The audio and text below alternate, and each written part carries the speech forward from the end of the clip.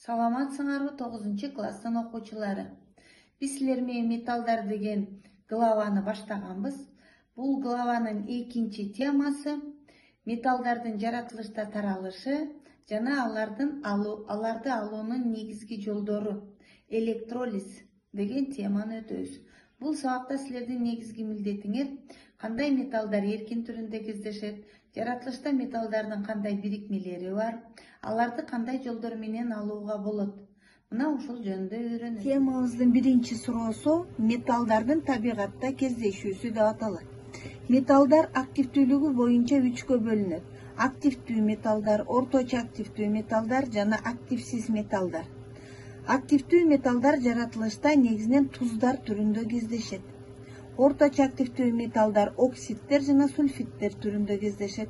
Ал эми активсиз металлдар алтын, күмүш, платина жаратылышта эркин түрүндө кездешет.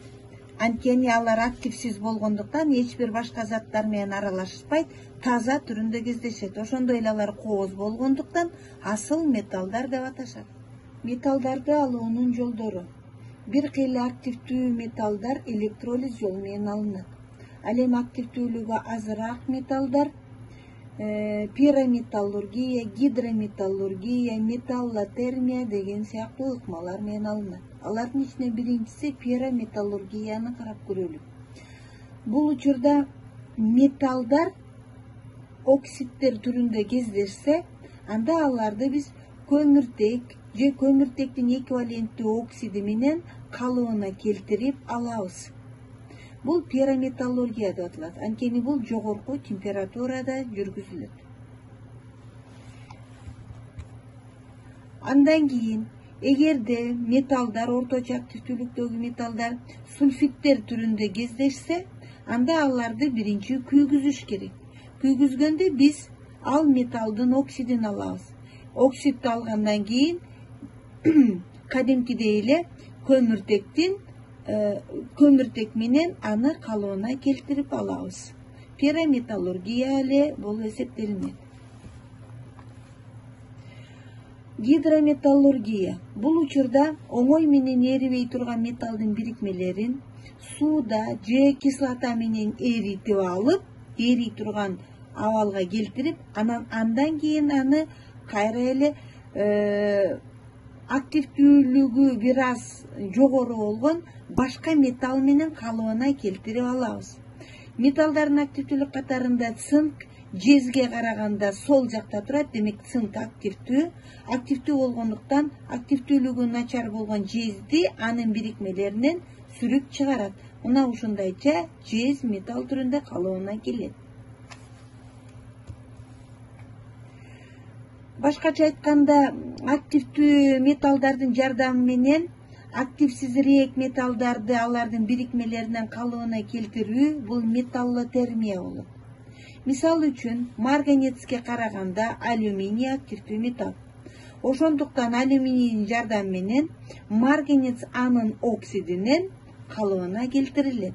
Бул металлотермияны эгерде алюминийди колдонсок, анда алюминотермия деп атасак болот. Электролиз ыкмасы менен таза металлдарды, активдүү металлдарды алууда колдонулат.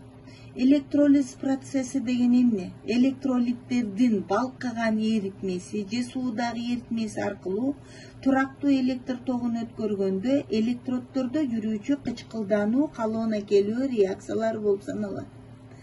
Электроддор бул катод жана анод. Электролиз учурунда катоддо жана аноддо эмнелер болот? Балкыган эритмелерди карай турган болсок, мисалы үчүн натрийдин хлоридин балкыган эритмесин жана натрийдин гидроксидин балкыган эритмесин карап көрөбүз. Электролиз учурунда натрийдин хлориди натрийдин катионуна жана хлордун анионуна ажырайт. Башкача айтканда, эмне үчүн натрийдин катионуна? Натрийдин оң заряддалган иону катодго тартылат. Ошондуктан катион деп аталат, оң заряддалган иондор. Катод кандай электрод? Ашык электрондору бар электрод. Электролиз процесси учурунда катод оң заряддалган иондорду өзүнө тартат. Бул жерде натрийдин катиону Катоддон өзүнө жетишкен өлчөмдө электрондорду кошуп алат. Натрийдин иондору, башкача айтканда, нейтралдуу атомдорго калыбына келет. Металдык натрий пайда болот. Бул катоддо калыбына келүү процесси жүрөт. Хлордун терс заряддалган иондору эмне болот? Алар анодго тартылышат. Анодго тартылгандыктан терс заряддалган иондор аниондор деп аталат. Анод электрондор жетишпеген электрод. Ошондуктан ал электрондорду же терс заряддалган иондорду өзүнө тартат. Бул учурда терс заряддалган ион хлорид иону же хлорид аниону анодго келгенде өзүндөгү ашык электрондорду берет. Башкача айтканда хлорид иондор нейтралдуу атомдорго кычкылданат. Ал эми нейтралдуу атомдор бири-бири менен кошулушуп, экиден кошулушуп, хлордун молекуласы пайда болот. Аноддо кычкылдануу жүрөт. Ушул эле процесс натрийдин гидроксидин балкыган эритиндисинин электролизинде дагы жүрөт. Башкача айтканда катодго натрийдин оң заряддалган иону катион тартылат. Керектүү сандагы электрондорду өзүнө кошуп алат. Натрийдин иондору нейтралдуу атомдорго калыбына келет. Металдык натрий пайда болот. Калыбына келүү процесси катоддо жүрөт. Аноддо болсо терс заряддалган OH группасы анодго тартылат. Өзүндөгү ашык электрондорду анодго берип, ал нейтралдуу OH группасына айланат. Өз учурунда 4 OH нейтралдык группасынан, булар туруксуз группа, 2 молекула суу жана кычкылтектин молекуласы бөлүнүп чыгат. Аноддо кычкылдануу процесси жүрөт.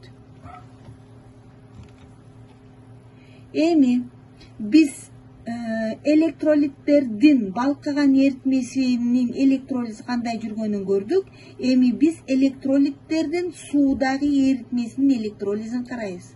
Бул учурда биз металлдардын активдүүлүк катарын жана ошол эле металлдардын иондорунун, башкача айтканда катиондорунун активдүүлүк катарын эске алыш керекпиз.